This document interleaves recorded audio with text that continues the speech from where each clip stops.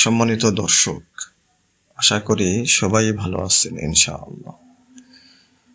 আল্লাহ রাব্বুল আলামিন বলছেন, লা তাকনাতু বিরহমাতিল্লাহ, হে আমার বান্দা, তুমি যখন কষ্ট পাবে, তুমি যখন বিপদে পড়বে, তুমি যাই তোমার হয় না কেন, তোমার যত কষ্টই তোমার হোক না কেন, তুমি অবশ্যই আমাকে স্মরণ করবা।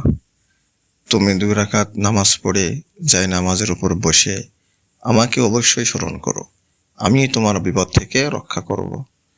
তুমি আমার রহমত থেকে কখনোই নৈরাশ হইও না। সম্মানিত দর্শক, আজকে আমাদের দুনিয়ায় কেউ বলতে পারবে না যে ভাই আমি সুখে আছি, আমি সুখে জীবন যাপন করছি, আমি সুখে দিন কাটাচ্ছি।